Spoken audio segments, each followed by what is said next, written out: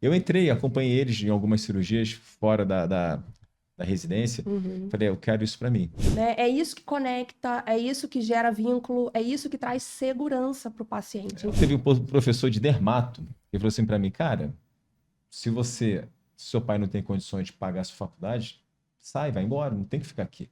Às vezes a gente quer que o nosso paciente passe por um processo sem nós termos passado pelo processo. Então, assim, cara, eu não quero ser conhecido como o melhor médico, não. Eu quero ser conhecido como família. Seja muito bem-vindo, muito bem-vinda ao nosso podcast Emoções e Evacuações. Aqui a gente fala de saúde emocional, saúde intestinal e de tudo que conecta mente e corpo. O episódio de hoje vai ser um pouquinho diferente, mas muito especial. Eu sou Isabela Mourão, psicóloga clínica, e trago hoje aqui o meu parceiro de vida, o Dr. Marcos Tavares, que é aquele que me inspira não só profissionalmente, mas também em termos de propósito de vida, sentido, escolhas e família. Antes que você pense que a gente só vai falar de intestino por aqui hoje, o papo vai ser um pouquinho mais profundo, porque nós vamos trazer aqui assuntos ligados à trajetória de vida, à vocação e, claro, pode ser que o intestino apareça por aqui, porque afinal, nessa conversa aqui, tudo que inspira e traz bem-estar se conecta. E aí, doutor Marcos Tavares, preparado para as perguntas de hoje? Olha só, tudo bem? Preparado, a gente se prepara. Não sei se vou conseguir responder todas as suas perguntas. Se meu intestino ele facilitar as coisas por aqui, eu acho que a gente consegue chegar até o final. Mas estou preparado. Vamos lá. Mas eu acredito que vai dar certo porque tua saúde emocional está em dia, né? E o intestino também. Então, vamos lá. Primeira pergunta de hoje. Eu quero saber o que te move de verdade. Qual é o propósito mais profundo por trás do que você faz hoje na proctologia? Antes de começar a responder essa pergunta, isso aqui, na verdade, não é um jogo de tênis. Isso aqui vai ser um frescobol. Ela pergunta, eu respondo, ela pergunta, eu respondo, mas numa harmonia de casal. Isso aqui é um casamento. Então, vamos lá, respondendo a sua pergunta, sua primeira pergunta, eu acho que assim, a gente tem que encontrar um equilíbrio na área da saúde. Quando eu vejo um paciente, eu olho ele por todo. Por trás da queixa dele, existe uma dor, e essa dor não é uma dor, é uma dor física e também emocional. Eu olho o corpo dele como mente, eu olho a queixa dele como corpo, mente e espiritualidade. Uhum. Ou seja, a minha visão é uma visão integral. Eu não olho só uma coisa segmentada. Nós somos um corpo, mas esse corpo tem uma mente, e por trás dessa mente você tem uma espiritualidade que está movendo todo o propósito de vida dele. Uhum. Sempre deixando claro, né, que o ser humano ele não é feito de partes isoladas, mas ele é um todo integrado e a gente precisa olhar para esse todo, Se a gente né? não olhar dessa forma integral, a gente não consegue ser eficaz no tratamento. Uhum. Sem chance. Eu já tive esse olhar segmentado, a minha eficácia com meus pacientes tinha uma certa eficácia, não era completa, e cada vez mais essa eficácia ia caindo, porque as demandas são muito altas, muito grandes. Então, assim, quando eu passei a ter um olhar funcional, integrativo nesse paciente, quando você veio agregando esse valor também das emoções, da psicologia ali, esse paciente teve um salto fenomenal no E a seu gente vê isso na tratamento. prática, né? Essa resposta na prática. É, Isso é muito bom. E verdade. quando você escolheu a proctologia, qual era o sonho que estava nascendo ali? Que imagem de futuro te encantava naquele momento?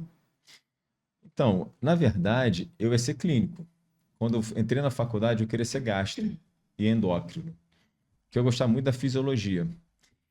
Quando fui fazer internato em São Paulo, em 2002, eu rodei. Eu sempre falo isso para as pessoas que passam na minha vida e perguntam, cara, por que cirurgia? Por que proctologia, né? Uhum.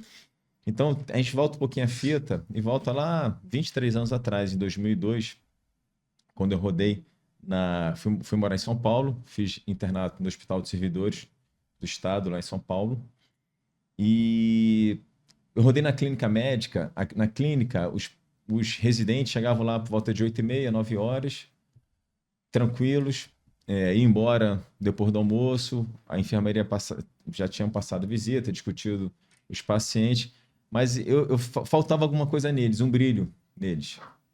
Que o clínico aqui não fique chateado comigo, tá, gente? Faltava um brilho neles. Alguns tomando já medicamentos para ansiedade, para depressão.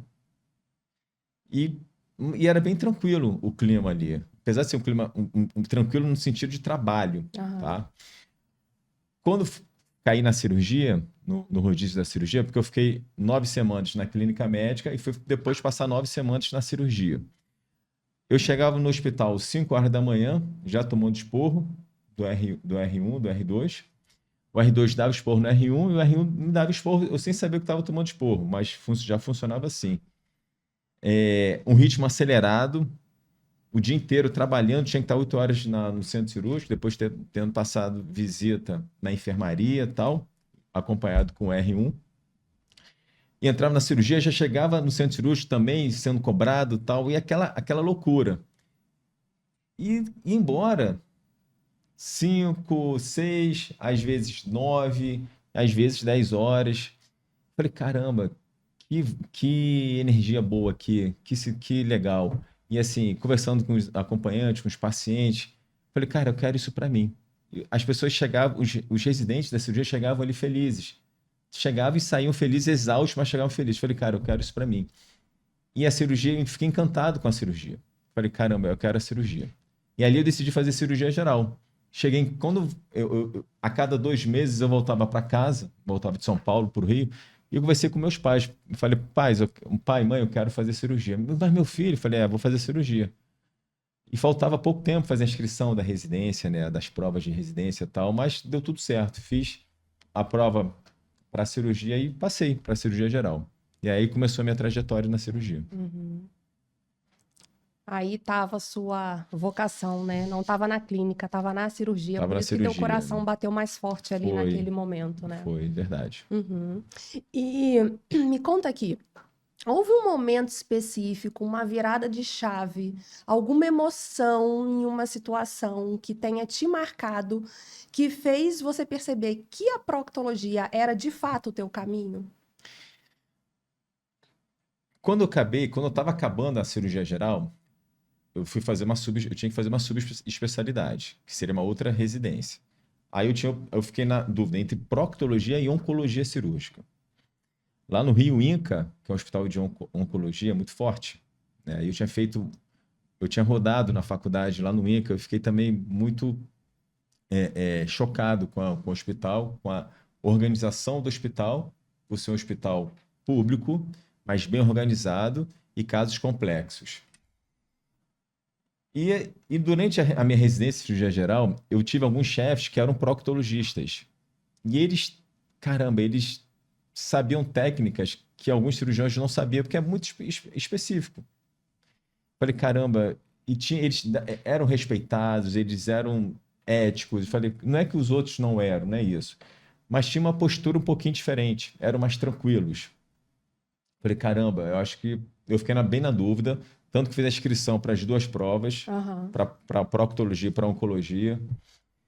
Passei para proctologia, para onco não passei, mas assim, tudo tem um propósito. Eu olho para trás assim e falei, ainda bem que eu só passei para procto. Porque talvez se tivesse feito oncologia, não sei se acho que não seria tão feliz como eu sou hoje na minha especialidade. Uhum. Então, assim, escolhi a procto por influência de alguns chefes que eu tive na cirurgia geral, pela forma que eles encaravam o paciente, encaravam a cirurgia, o seu dia a dia, a sua rotina. Eu entrei, acompanhei eles em algumas cirurgias fora da residência. Uhum. Falei, eu quero isso para mim. Uhum. Porque seria uma continuação da cirurgia, eu continuaria operando o abdômen, abrindo barriga, fazendo vídeo laparoscopia, e tinha a questão de fazer exame, tinha a questão do consultório, tinha a questão de operar cirurgias orificiais. Então eu falei, não, vou conseguir agregar bem. Então é isso que eu quero. De uma maneira bem, assim, eu não tinha, hoje, eu não, essa visão, essa fala que eu estou falando para você, eu não tinha essa visão lá no início, mas eu já consegui entender que era o caminho. Aham. Já estava vendo esse caminho sendo Já desenhado. já estava vendo. Uhum. E aí, quando a gente olha para esse caminho e pensa na sua história de vida, quais sinais você foi percebendo e enxergando ao longo ali da tua caminhada que te direcionaram para a proctologia antes de você perceber a proctologia de fato na tua vida? Caramba.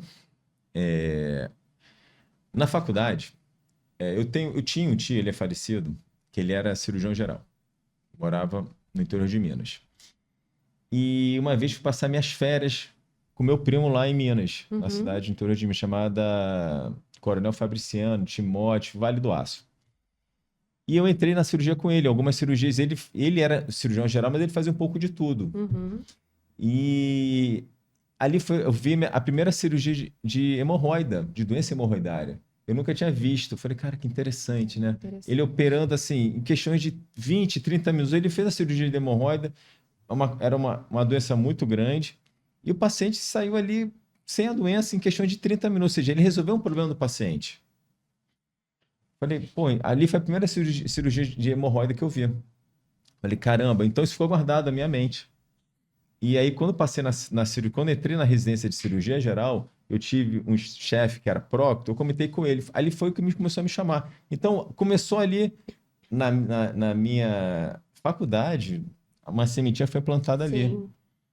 E depois eu falei com esse meu tio, falei, cara, você foi um dos caras que me fez fazer cirurgia, Olha quando que eu estava legal. rodando de São Paulo, Uhum. entendeu? E aí, voltando mais atrás um pouquinho, lá na sua infância, Hum. teve alguma experiência, alguma dor que você tenha passado ou alguma admiração que de alguma forma te trouxe até aqui? Todo mundo pergunta se você tem alguém na família médico, né? Aham. Meu pai não era médico, meu pai e minha mãe eram vendedores. Na família de origem você não tem Não ninguém. tinha. Eu tinha esse tio, que na verdade ele foi casado com a minha tia, que é irmã do meu pai. Aham. Eu tenho um tio que é 10 anos mais velho que eu, ele fez medicina. E tenho dois primos que fizeram medicina. Uhum. Mas assim, esse tio, que eu entrei na cirurgia com ele, em Minas, nele foi a grande inspiração para eu ter feito a medicina. Por quê?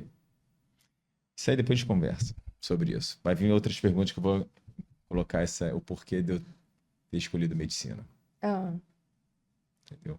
mas teve algo assim lá na sua infância também? Teve um episódio que talvez você não esteja lembrando, a questão do apendicite, lembra que você teve? É verdade. Foi ele que me operou. Esse É, teu tio que te esse- operou. Quantos anos você eu tinha tinha? 10 anos. 10 Mas ali, anos. na verdade, eu não tinha noção de nada. Eu tinha só 10 Sim. anos. Mas assim, eu Mas faz achei. parte da tua história. Sim, Começa ali uma história com o centro cirúrgico, um outro olhar, um cuidado de um médico, né, que te acolheu, É, que soube estar presente na hora que você precisava, onde tinha medo ali, onde tinha dor, né? Uma pessoa que soube verdade. ali te conduzir em todos os momentos e te trazer uma segurança que você precisava naquele momento, né? Porque quando você, na verdade, hoje, quando você vai operar um paciente, quando aquele paciente já te conhece, Uhum, fica tudo mais fácil para o sim. paciente. A confiança, isso tudo aqui é confiança, né? Sim, O relacionamento. exatamente. Então, assim, E eu isso já, é eu já muito conhecia importante. ele, então isso me gerou. Quando você tem uma confiança naquele profissional, você você fica mais calmo, mais tranquilo, Aham, você diminui seu medo. exatamente. E por isso que é importante a consulta, né? É você ir conhecer o teu médico, desenvolver com ele um relacionamento, não só o médico, mas o psicólogo, porque a gente precisa desse relacionamento paciente e profissional. Né? É isso que conecta, é isso que gera vínculo, é isso que traz segurança para o paciente. Então, naquele momento, você teve tudo isso ali, né? Tive. Mesmo sendo criança, mesmo tendo só 10 anos. eu tive essa consciência. Meus pais comigo ali. E eu, eu lembro que fui para a escola com dor, com apendicite. Eu já estava com apendicite, eu tinha uma dor Aham. abdominal. E aí a gente ia viajar. A gente ia para nossa casa de praia. E eu queria viajar muito, porque era um feriado prolongado. Mas só que a dor estava muito forte. E chegou uma hora que eu falei, pai, eu não aguento mais de dor, quero ir me leva pro hospital, tá doendo muito. Aí meu pai me levou, e aí eu percebi que tinha uma movimentação no hospital, os médicos apertaram minha barriga, e falei, cara, eu vou tentar ser forte Aham. para não ter que para eu ter que ir embora, porque eu Para queria ir não para perder suas casa. férias, né? Para perder o feriado, O né? feriado, é. Mas não adiantou, a dor foi muito forte. É, não tem Não jeito. tem jeito.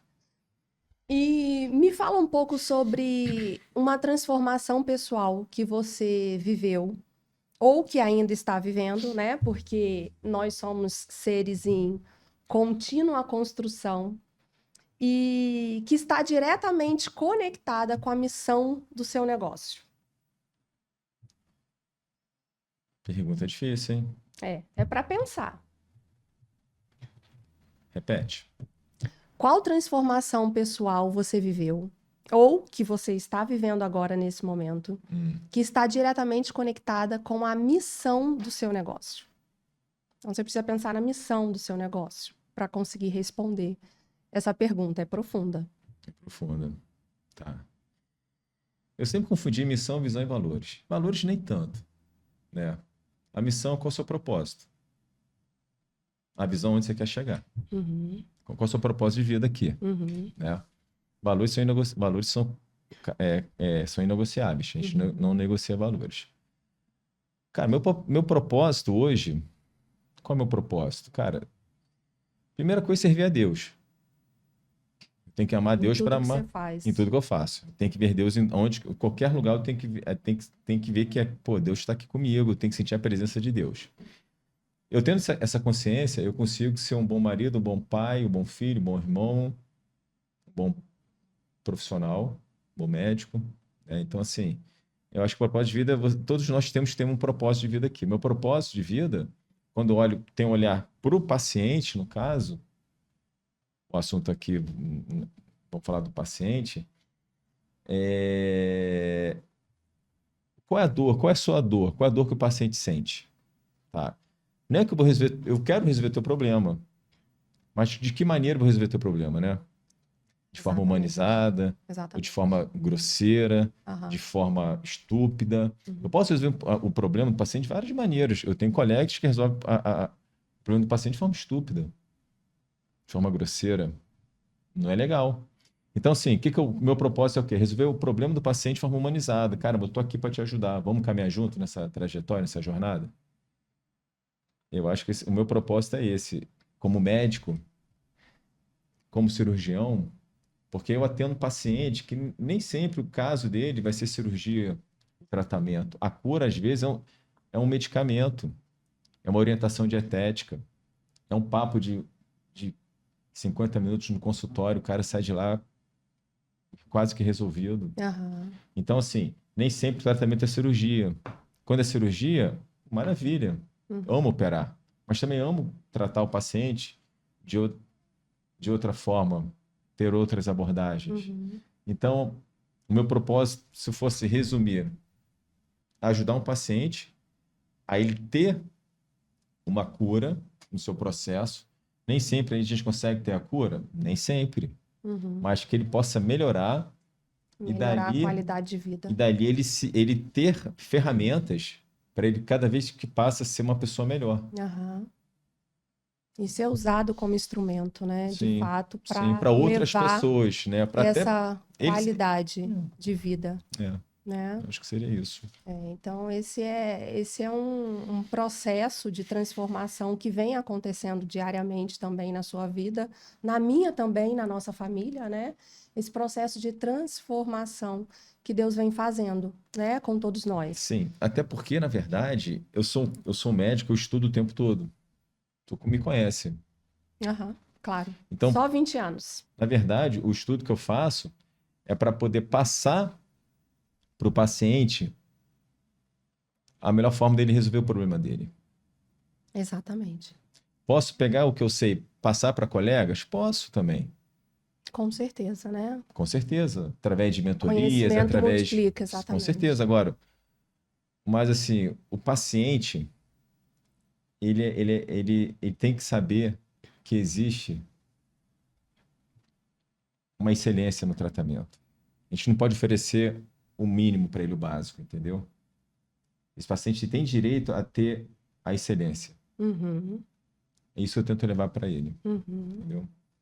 E se você pudesse abrir o teu coração e contar ao seu paciente uma história marcante da sua vida que te trouxe até aqui, que história seria essa?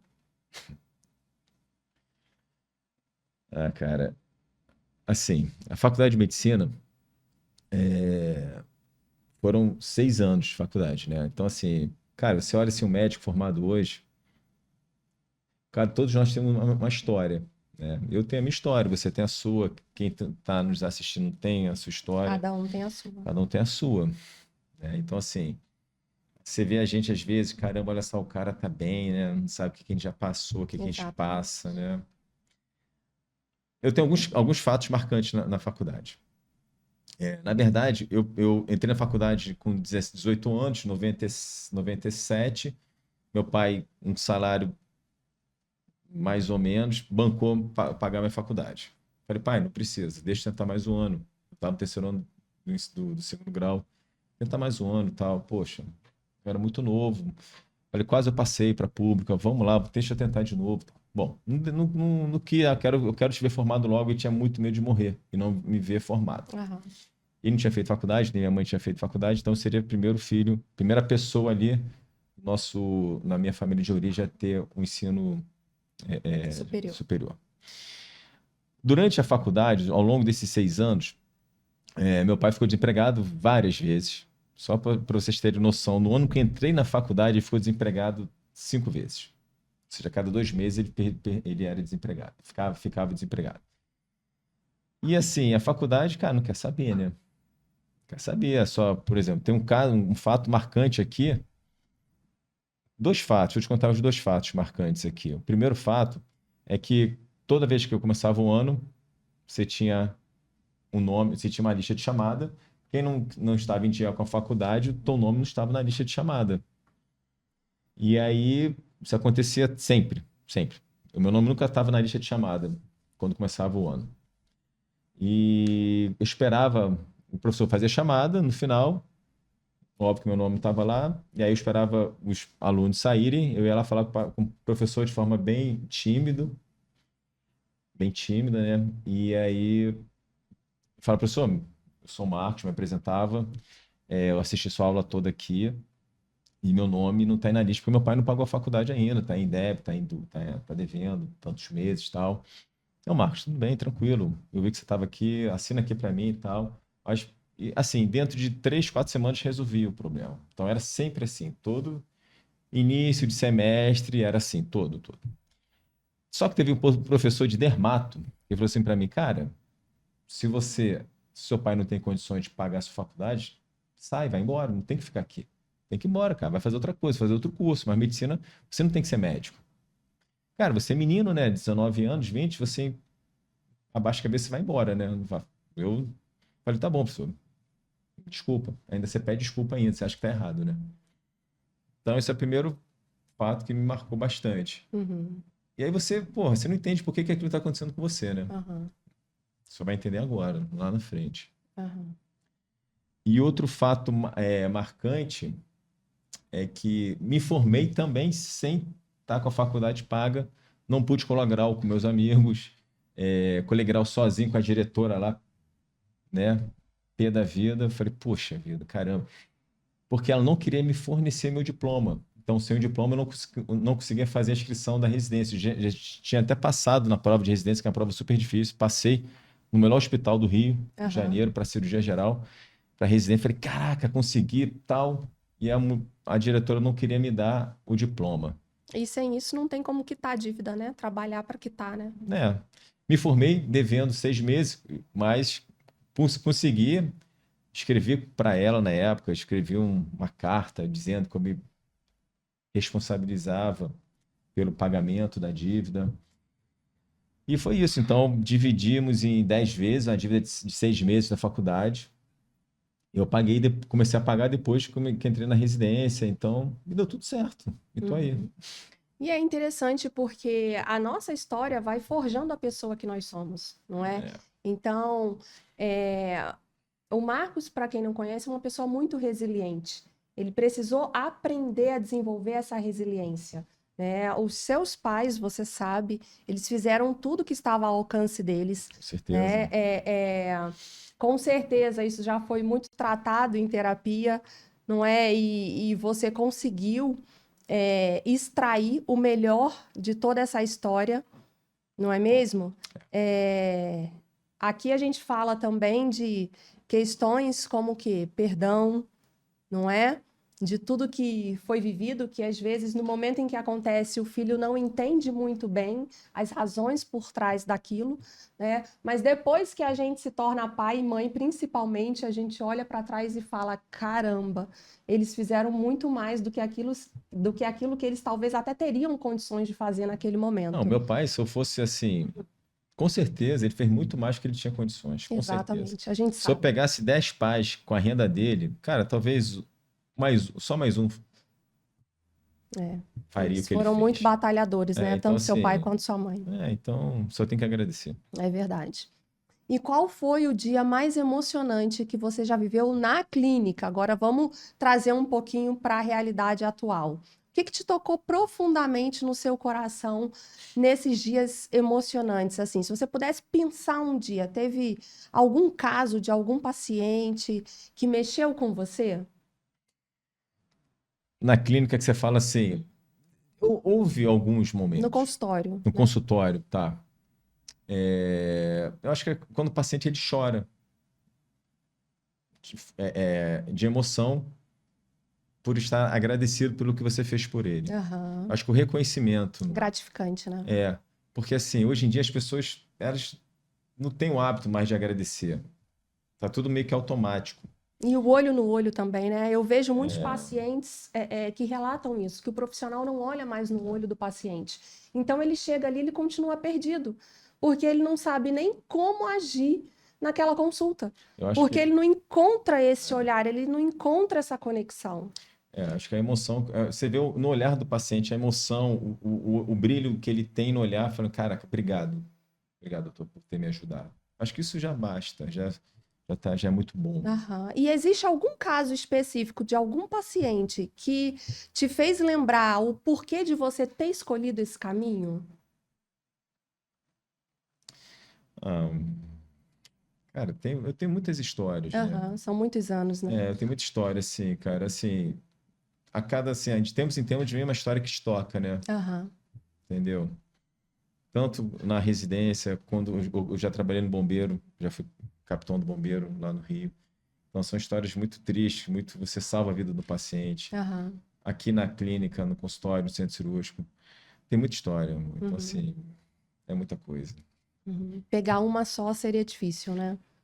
Tá, tem uma história assim que eu vou lá atrás, foi o que mais me chocou, assim, quando eu era recém-formado,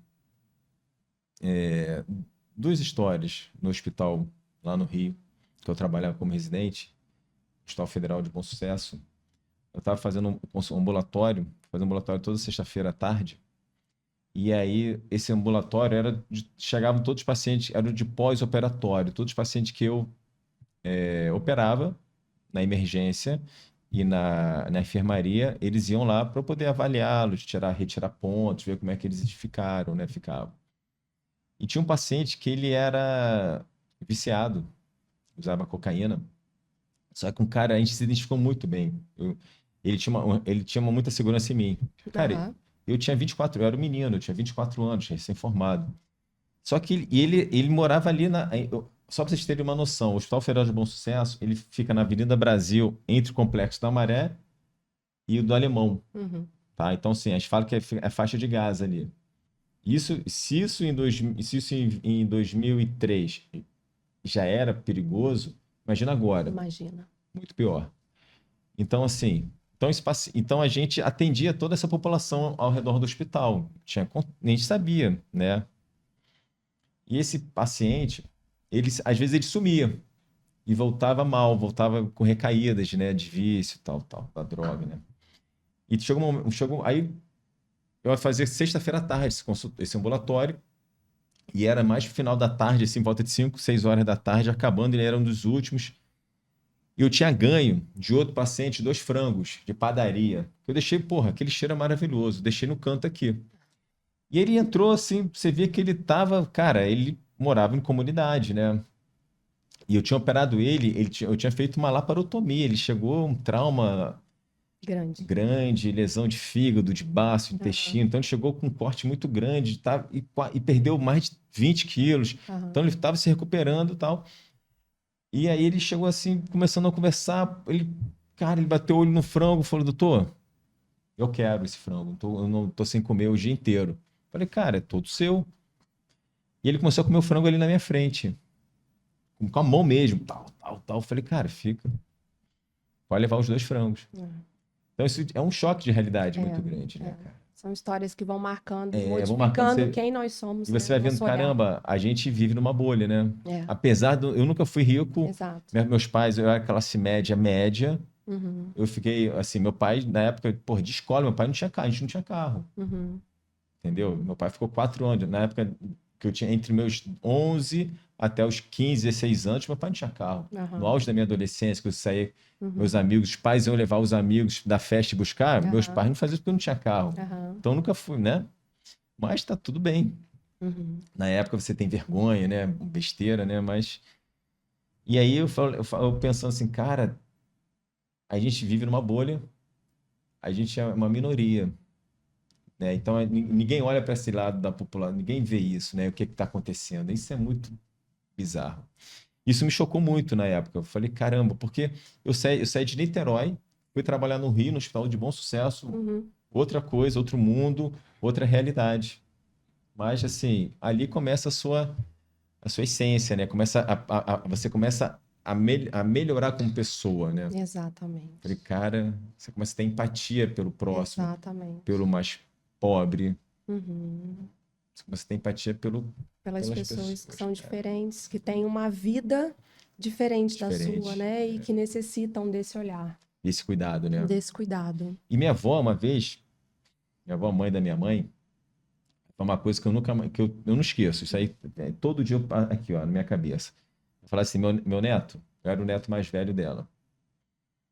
E assim, a gente vai, à medida que a gente vai crescendo, né, com 14, 15, 16 anos, você vê se os avós eram mais velhos, né? Aí você, você passa mais tempo com eles, sabendo que eles daqui a pouco vão partir. Investe tempo. Investe tempo, né? Então eu ficava muito tempo conversando com a minha avó. Eu ia para o hospital da plantão, eu passava na casa dela, jantava com ela. E de lá era pro plantão. Ela fazia a marmita para mim, para eu comer depois. Então, assim, eu tive momentos muito bons com a minha avó, né? E ela chega assim e falava assim para mim, meu filho, olha, cuida de um paciente como se fosse a sua mãe, a sua avó, a sua irmã. Cuida dele como se fosse alguém da sua família, mas alguém da sua família que você ama. Porque, poxa, tem famílias e você, né, não é que você não ama, mas você não tem muito apreço, né? É óbvio isso. Não na família de origem, não tem muito vínculo, talvez um primo, um tio, você não tem muito contato. Tá tudo bem. Agora, poxa, mas aquela pessoa que você ama, cara, você não vai tratar ela mal, né, cara? Então, assim, olha para aquele paciente que tá ali com você, é como se fosse a sua irmã, a sua mãe, a sua avó. Faz isso por mim.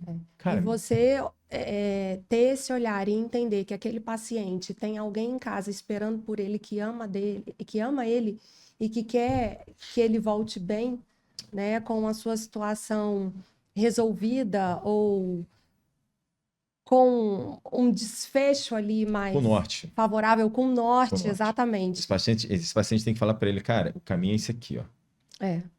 Pensar, né, exatamente Depende de nisso. você também. Eu estou te dando todas as ferramentas aqui, estamos juntos nessa, mas eu não vou conseguir sozinho resolver o teu problema. Você tem que também querer se ajudar. É uma via de mão dupla, né? O comprometimento é do profissional e do paciente. E nos dias difíceis, o que te faz continuar? O que te conecta com a proctologia mesmo diante dos desafios? A minha família. Porque, assim, tem dias de ruins. Aham. Que você vai chegar em casa, eu tenho você, eu tenho minhas meninas. Falei, caramba, que nem ontem, né? É. Eu fiquei 4 dias fora viajando. Aham. Cheguei ontem à noite. Muito bom te ver, ver minhas filhas, assim, abraçar. Então, isso te renova, né? Exatamente. Te renova. Para você hoje estar aqui gravando esse podcast, É. vou estar no consultório mais tarde. Então, assim, para você continuar produzindo com uma alta performance. E eu acho que Exatamente. você ter paz em casa, eu Uhum. acho que isso aí faz toda a diferença. A casa é um refúgio, né? É, A família é esse lugar onde a gente se reconecta com a gente e com quem a gente ama, né? é, acho que é isso. E de que forma você acredita que a proctologia, vivida com ética, humanidade e tecnologia, pode melhorar o mundo? Você tem que furar a bolha. Você tem que furar a bolha. O que é furar a bolha? É não fazer o que todo mundo faz. Porque as pessoas, existe uma demanda muito grande de dores. As pessoas estão com muita dor, tá? A dor física e emocional. Se você olhar para aquele paciente com uma dor só física, vou dar um exemplo para você. Chega um paciente para mim com um sangramento no ânus, você vai examinar, no final você faz o diagnóstico de doença hemorroidária. Aquela doença não apareceu ali do nada. Ela não foi ali, pum, não caiu ali no colo do paciente. Existem motivos para ele ter essa doença. Uma alimentação ruim, o emocional dele não está legal, ele faz prisão de ventre, e essa prisão de ventre, a longo prazo, vai gerar uma doença hemorroidária. Então não adianta nada pegar esse paciente, tratar esse paciente operando ele, adianta porque momentaneamente vou acabar com o problema. Mas se eu não mostrar para ele que existe um caminho por trás de você evitar uma nova doença, esse caminho por trás é você orientar esse paciente emocionalmente, Aham. nutricionalmente, fazer atividade física. É o que eu falo todo dia no meu consultório. Existem pilares que fazem com que o intestino funcione bem. Uhum. Então, você ter esse olhar de forma funcional, de você ir na raiz do problema e olhar esse paciente como um todo, uma medicina integrativa, Aham. então você consegue sair dessa bolha onde as pessoas estão preocupadas só em tratar a doença. Entendeu? A consulta de 10 minutos. Exatamente. Você tem que olhar para além da doença, Não né? É adianta. para a pessoa que está Tem na que sua olhar, cara, frente. como é que tá tua. Eu pergunto pro paciente, cara, como é que é teu casamento? Aham. Como é que você tá em casa? Uhum. Tá tudo bem? Uhum. Óbvio, sem entrar em detalhes, eu não sou Uhum. seu psicólogo, mas eu tô aqui para te orientar. Uhum. Encaminho para Exatamente. você. Às vezes a pessoa está passando por um divórcio e o Sim, intestino simplesmente para de ele funcionar, grita, né? O né? Eu intestino tenho grita. pacientes assim. É. Então, assim, eu acho que é não fazer o que é fazer diferente. Eu acho que é assim, a proctologia hoje para mim era me dar esse recurso. Eu consigo pegar esse paciente, orientar ele, falo, rapaz, vamos para uma nutricionista aqui, Aham. vamos para psicólogo, Uhum. vamos lá, vou te ajudar, cara. Uhum. Teu problema não é só uma doença hemorroidária, é muito maior que isso. Teu problema Exatamente. não é só uma fissura. Hemorroida é um sintoma É, que traz toda uma história, é. todo um contexto que está sendo vivido naquele momento por aquele paciente, né? É uma doença que ela tem causas. Sim. Causas. Então, você vai tratar de forma cirúrgica aquele paciente. Cara, eu sou cirurgião, eu amo operar. Só que eu tenho que ter bom senso, tem que ter ética. Às vezes, operar aquele paciente, se não mudar o estilo de vida, a doença vai voltar. Uhum. Então, assim, não adianta querer operar, só operar. Não adianta, Uhum. entendeu? Precisa ajudar a Sim, melhorar sim, a qualidade de vida como um todo, sim. né? E o que você enxerga no mundo hoje que te incomoda e como o seu trabalho pode ser uma resposta a isso? Porra. Cara, o que me mais incomoda no mundo é o egoísmo das pessoas, né? As Uhum. pessoas estão muito egoístas, querem ver olhar seu próprio umbigo, resolver seus próprios problemas e esquecer o mundo, né? E elas querem respostas para ontem. Então, algumas coisas me incomodam. Eu acho assim, a gente tem que dividir o conhecimento. Eu acho que isso aqui a gente tem que ter um relacionamento entre a gente, entre colegas médicos, Aham. entre uma Precisam se equipe unir, né? Fortalecer a multiprofissional. classe. Aham, Eu trabalho com você, que é psicólogo, nutricionista. aham. Então, assim, você ter uma equipe multidisciplinar, multiprofissional, faz toda a diferença para para aquele paciente ter um bom tratamento Uhum. de excelência. Acho que você é transparente e mostrar clareza na trajetória. Uhum. Então, assim, você passar o que você sabe para colegas médicos, tá? Só que hoje todo mundo acha que você já sabe tudo. Então, falta, às vezes, humildade para o colega, né? Falta, talvez, consciência de que ele não sabe tudo. A gente não sabe, eu não sei tudo. Eu sei um pouco só. Aham. Então, assim, A gente nunca vai saber tudo, esse né? pouco que eu sei me faz buscar cada vez mais, conhecer um pouquinho mais. Então, acho que falta um pouco de um autoconhecimento, na verdade, né? Você se autoconhece para você buscar ajuda. Quando você busca ajuda, você vai estar melhorando a vida de alguém, com certeza, porque você vai estar se capacitando mais. Aham. E quem te ajuda, ele está passando o que ele sabe. Uhum. E vira uma rede de ajuda e de apoio. Uhum. Então, acho que falta isso no mundo. Na minha área, Uhum. na área da medicina. Há uma soberba muito grande entre a gente, uma prepotência muito grande, a gente acha que sabe tudo. Tem Uhum. médico que não acredita em Deus, pô. Uhum. Então, assim, é difícil, né? Sim. É difícil. E falando nisso, qual é a sua verdade? Aquela convicção que é inabalável e que te move e que você deseja expressar através da sua profissão. Essa pergunta não tá no script, não, hein? Acho que você pulou. Pô. Ai, cara, é verdade. Eu acho que assim, eu sou cristão, né? Eu acho que tem que dar graça a tudo, né? Deus, eu sei que Deus está aqui. Aham. Eu acho que assim, quando eu estou no meu consultório, eu quero que a pessoa, quando está me vendo, eu quero que ela veja, eu estou ali para ajudá-la, né? Então assim, eu estou ali, eu quero que eu quero ser um instrumento de Deus na vida daquela pessoa. Eu tento ser. Pode ser que às vezes eu não consigo, às vezes a gente, porque assim, no relacionamento paciente-médico, e tem que ter essa relação tem que existir o quê? Uma verdade, confiança, clareza. Tem que ter essas características, tá? Há uma conexão. Essa conexão vai gerar todo o engajamento das duas partes e o tratamento no final para poder eu resolver o teu problema. Concorda? Aham. Eu estou aqui para te ajudar. Uhum. E assim, Deus, ele tá, quando eu estou operando, eu sei que Deus está guiando as minhas mãos. Exato. Eu sei disso. Eu não estou ali, não tem ninguém ali, não tem, Não tem como, não né? tem, tem uma coisa ali. Não, é Deus que está ali Ai, comigo. Deus, é. É Deus, cara. Ponto final. Isso é indiscutível. Aham. Não vou discutir. Ah, isso é algo outra. Não, não é. Porque às vezes, cara, é muito engraçado isso. Às vezes eu estou operando, a cirurgia é o seguinte: você tem a técnica cirúrgica, ou seja, você tem um passo a passo. Isso, vai fazendo, passo a passo. Chega uma hora na cirurgia que você olha assim, tem que tomar uma decisão. Eu vou para a esquerda ou para a direita. Eu já ouvi algumas vezes uma voz aqui para mim, cara, vai por ali. Aham. É. Eu já ouvi, falei, só que você acha, falei, porra, será que eu tô ficando, não é maluco? E olha que eu sou cristão, hein? E aí eu falo, caramba, eu ouço a voz.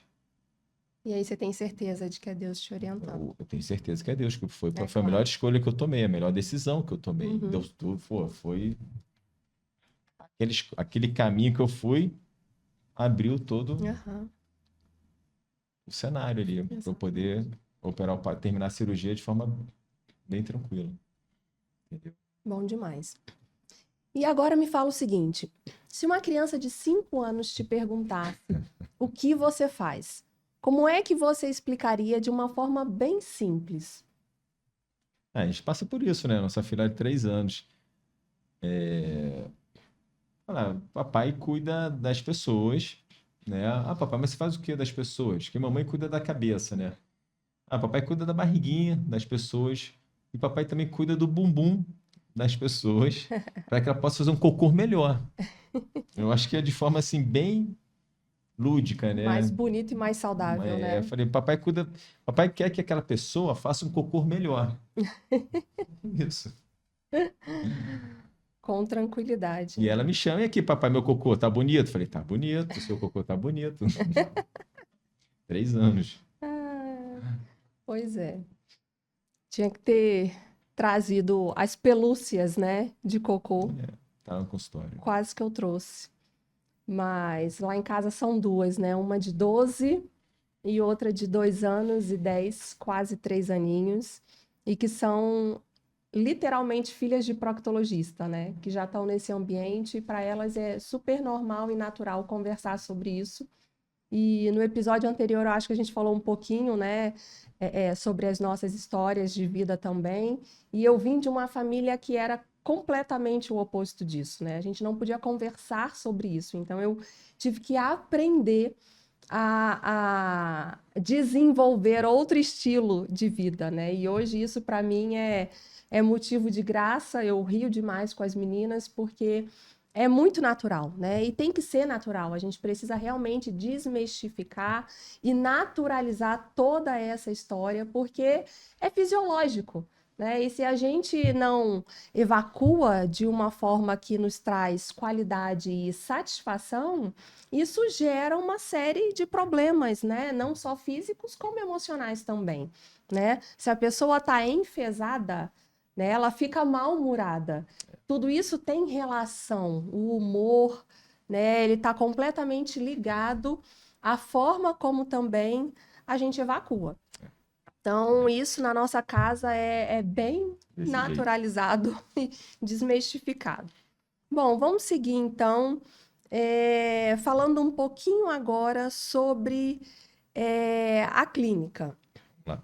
O que você e a sua clínica, a nossa clínica, fazem dia após dia, com constância e verdade, para transformar os sonhos em realidade, né? Mas como assim sonho? A pessoa que está com uma dor, às vezes ela carrega aquela dor por muito tempo. Por ser uma área muito delicada, né, a região anal ali, muitas pessoas vão protelando e não procuram o proctologista por vergonha. Muitas vezes a pessoa não sabe nem qual é a especialidade que ela precisa procurar, né? E chega para você no consultório já com um cenário um pouco mais grave. E se tivesse procurado com antecedência, chegaria já bem no início e seria muito mais simples de tratar, não é isso? Sim. Então, existem dois públicos, né? Um homem e uma mulher. Aham, Assim, vou contextualizar aqui bem rapidamente, né? O homem ele chega com a esposa e nunca chega sozinho, chega cabeça baixa, com vergonha, dizendo que não queria estar ali. As maiores hemorroides que eu já operei foram em homens, porque eles aham. foram, né, protelando, por medo, por vergonha, porque não é assunto falado na roda de homens, que eles querem ser os maiorais. Eles vão falar que eles têm uma dor, que eles sangram, isso é sinal de fragilidade no meio masculino. Aham. E aí, eles vão demorando, demorando. A esposa, uma hora, vai olhar que o vaso sanitário tem sangue, papel higiênico está com sangue. Ué, o que que é isso? Não sou eu, não está vindo de mim. Isso aí é meu marido, bota ele na parede, ele vai e fala: Ó, eu estou sangrando há alguns anos. Aí você vê, ele tem anemia, ele está perdendo sangue nas fezes. E aí a doença hemorroidária já está ali há anos. E a relação de casal não tá boa, porque senão essa esposa saberia, né? Tá faltando intimidade aí. Ah, o cara deve estar escondendo muito bem também, né? É. Às vezes esconde, né? Pega a cueca, lava, né? Bom, a mulher é diferente. A mulher, normalmente ela vai sozinha, às vezes vai com acompanhante ou não, mas ela é bem resolvida dentro dela. E ela vai em qualquer sinal qualquer sintoma assim de sangramento, de dor, ela procura um médico especialista. E aí você vai operar essa paciente numa melhor fase, numa fase que a doença está pequena. Porque, seguinte, qual o medo do paciente em operar a hemorroida? É o pós-operatório. O pós-operatório, por muitos anos, foi o grande gargalo do paciente não querer operar. Ele tinha medo, porque Aham. dói muito. E é verdade, dói pra caramba. Eu vejo isso, eu via isso na prática. Aham. Só que de uns 2 anos para cá, 2 anos e meio, a gente tem usado bastante o laser, que é uma tecnologia Aham. que o paciente, que a gente começou a ter acesso de 2 anos e meio para cá, onde você opera o paciente com laser. Qual é a vantagem? Esse paciente vai ter menos dor no pós-operatório, porque a energia que eu uso no laser é uma energia que não dissipa, que não se espalha ao redor do epitélio. Ele é laser, ele é focado, ele só vai retirar a lesão. Então, aí o paciente pergunta, doutor, eu vou ter zero dor? Não, você vai ter dor. É Aham. impossível você não ter dor. Mas Só, nada comparado a uma cirurgia só que tradicional. só que a dor que você vai ter é uma dor bem menos intensa. Sim.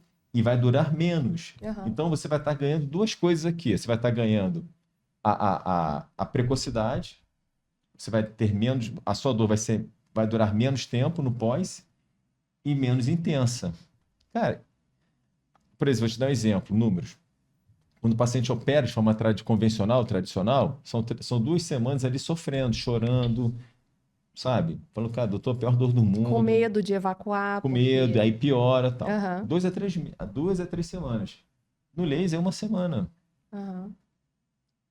Óbvio, tem paciente que às vezes vai levar 10 dias, 2 semanas, porque era muito grande. Como tem paciente no tradicional, vai levar 3, 4 semanas. Aham. Então, assim, a gente vai ganhar tempo e qualidade de vida com laser. Uhum. Então, isso aí mudou muito, muito a prática no meu consultório, quando eu comecei a usar o laser. Foi muito. Eu vi, tanto que eu só faço laser hoje. No início, eu dava a opção do paciente: você quer com ou sem laser? Porque o laser tem um custo da tecnologia. Exato. Quando eu percebi que o paciente com laser ele era muito mais. Ele se dava muito melhor no pós. Aham. Falei, cara, não faz sentido eu fazer. faz Não sentido. faz sentido. Falei, cara, não vou fazer isso com os pacientes. Aham. Tá tudo bem, doutor. Eu não consigo ter dinheiro para pagar uma cirurgia com laser. Tá tudo bem. Você vai, faz sem o laser e tá tudo certo. Uhum. Mas aí com outro Com profissional. outro profissional. Entendeu? Então, assim, hoje eu faço com laser. E realmente é muito diferente. É muito superior. É muito superior. Muito. É impressionante isso. Então, isso aí.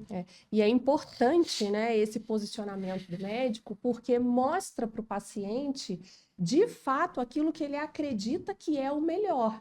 Então, se o médico sabe que o laser hoje é o melhor, mas permanece fazendo somente um método tradicional, ou dando a opção do paciente de fazer o tradicional ou o laser, muitas vezes vai fazer com que aquele paciente também fique confuso, né? Se está sendo aberta essa opção do tradicional, por que ele não me leva, né? Não me mostra de fato que o laser é mais eficaz, né? As duas têm resultado, porém o pós é que faz toda a diferença, não é isso? Isso.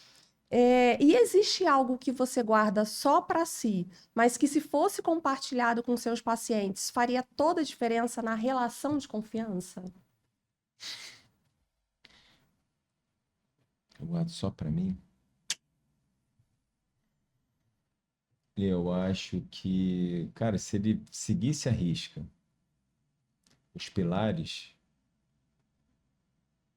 do intestino, assim, o que faz o intestino funcionar bem, eu sigo isso na minha vida, tá? Eu sou exemplo disso. Eu falo isso para os pacientes, mas muitos não acreditam, né? Muitos falam, não, doutor, atividade física, comer. Cara, Você precisa ser exemplo disso, porque os pacientes eles precisam ter sim, essa história viva contada diante deles. É como, por exemplo, no meu caso, que eu sou psicóloga e eu faço terapia já faz 8, 9 anos, e muitos psicólogos não fazem terapia, né? Então, às vezes a gente quer que o nosso paciente passe por um processo sem nós termos passado pelo processo.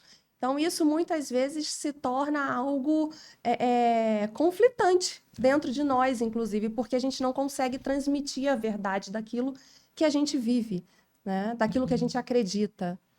verdade. Então, assim, eu acho que é viver o que você fala para os pacientes, né? Ó, o caminho é esse aqui. Cara, eu não tenho nenhum problema de intestino, Aham. mas eu creio que, eu tenho a certeza, se eu não fizer o que eu faço, eu vou ter um intestino doente. Aham. É óbvio que vai acontecer isso. Tem as exceções.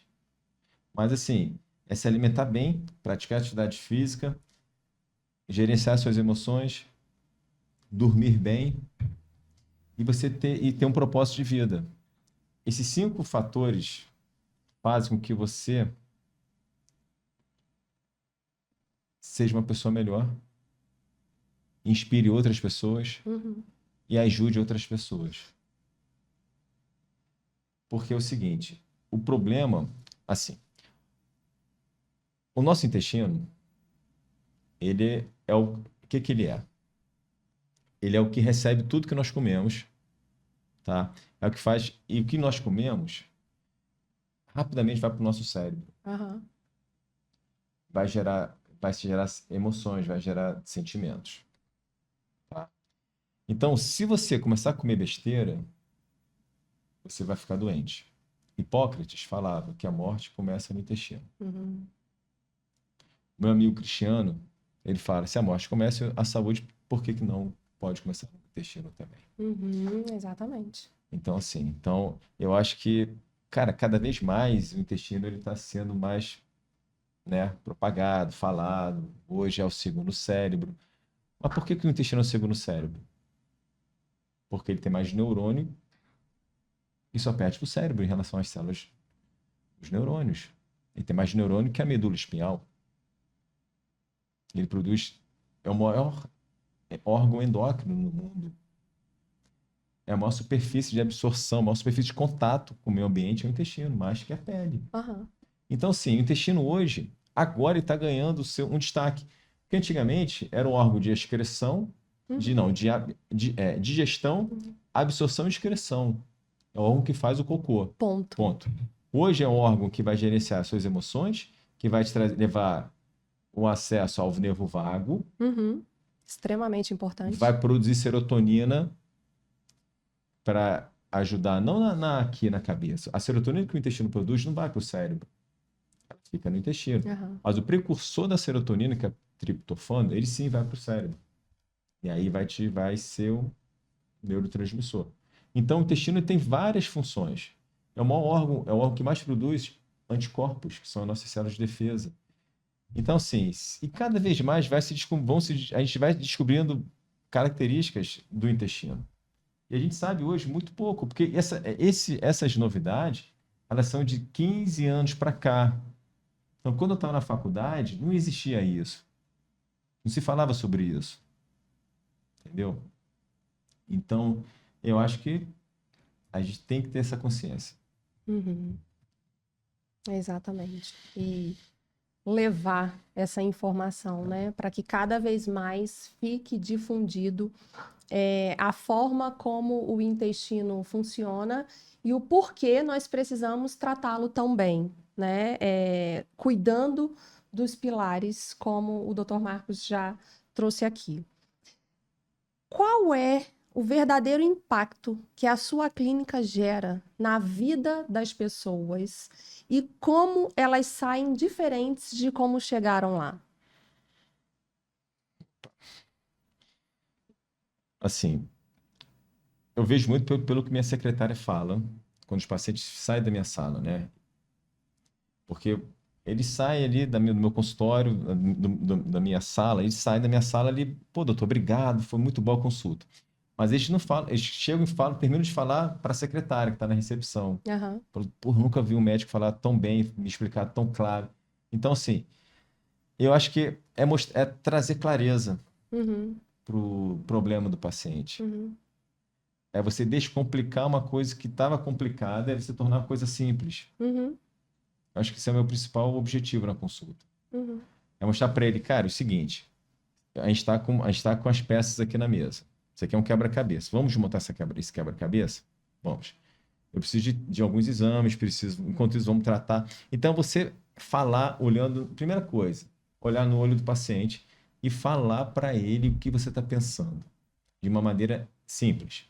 Então, você trazer a medicina, que é uma ciência com palavras difíceis, trazer para um vocabulário mais fácil. Sim. E aí, esse paciente, ele começa a entender e ele vai querer participar do seu tratamento. Uhum. Ele vai chegar junto, né? Então, é isso. Ele vai entender a importância daquilo. É mostrar para ele, ó, que você tá olhando se mostrar, ó, aqui eu tô com você, Uhum. tá? Eu não tô aqui, você tá aqui, não existe isso.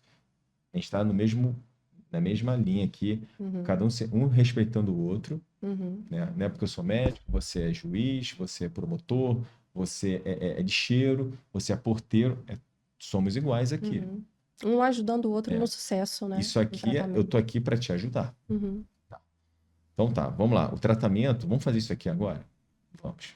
Você vai voltar daqui a pouco, daqui a alguns dias, e vamos continuar. Então, acho que é tornar simples essa trajetória. E estamos juntos. Eu estou junto com você. Uhum. Acho que isso é o mais importante. Uhum. Entendeu? Bom demais. E se você pudesse folhear um jornal do futuro, qual seria a manchete ideal sobre a sua clínica? E qual legado você gostaria de ver estampado ali? Olha, eu quero ser uma referência de saúde intestinal na minha cidade. Aham. Então, assim, poxa, quando eu vi meu nome, eu falei, pô, vai nele, que ele vai te ajudar. Ele resolve. Ele resolve, vai resolver. Vai nele. Eu quero ser referência na minha cidade. Então, assim, meu consultório, a clínica Dr. Marcos Tavares, é referência em saúde intestinal na cidade de Goiânia, por exemplo. Uhum. Entendeu? Pode ir lá que você vai ser bem acolhido. Não vai faltar. Vai faltar acolhimento, vai faltar humanização, respeito, Uhum. independente de quem é você, Uhum. diferenças sociais. Uhum. Então, assim, eu acho que a gente, hoje, cada vez menos, as pessoas cada vez mais está faltando respeito, né? A falta de respeito é muito grande hoje Uhum. entre as pessoas. Uhum. Então, eu quero ser referência na minha cidade com atendimento acolhedor, empático. De excelência. É. E agora a gente está quase finalizando. Vem umas perguntas um pouco mais difíceis, profundas. Se hoje fosse o seu último dia, o que você gostaria que estivesse escrito na sua lápide e qual mensagem você deixaria para o mundo? Caramba. Olha, o que eu queria que as pessoas falassem ali no meu velório? Vamos lá. Marcos era um homem de família. Um esposo companheiro, um pai presente, um filho que honrou pai e mãe. Uhum. Então, assim, cara, eu não quero ser conhecido como o melhor médico, não. Eu quero ser conhecido como família, tá? Então, assim, porque antes de ser médico, eu sou um homem que eu tenho uma família por trás. Exato. Eu não seria um bom médico se eu não tivesse a família me apoiando. Uhum.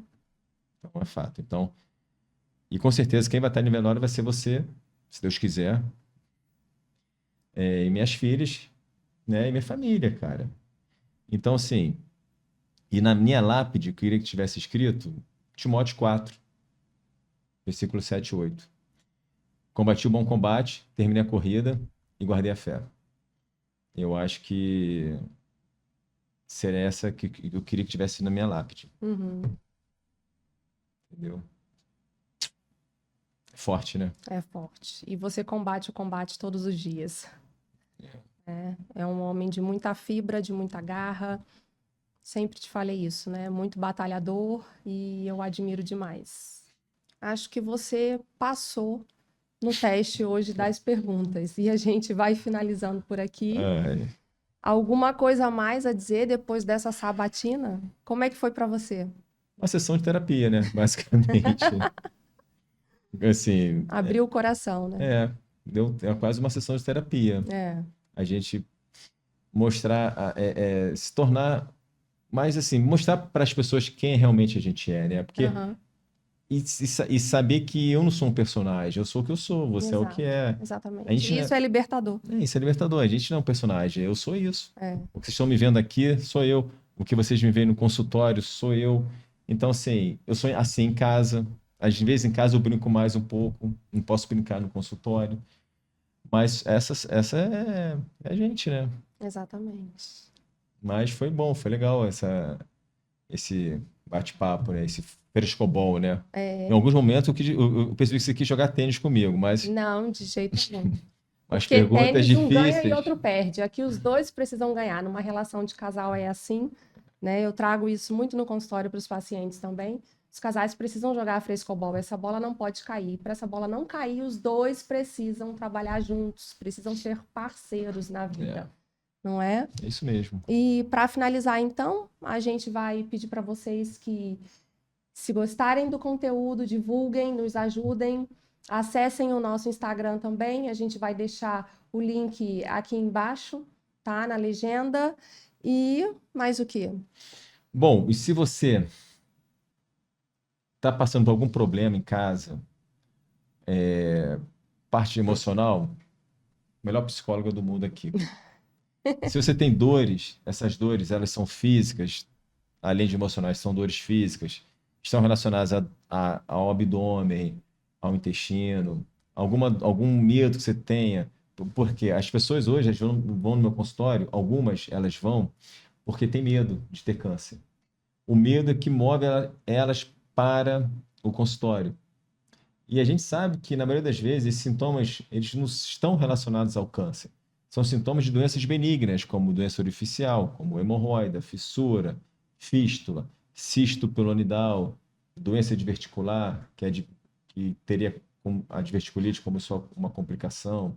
Então, essas doenças que acometem a proctologia, na grande maioria, são doenças benignas. Não tenha medo de você procurar um proctologista, não tenha medo.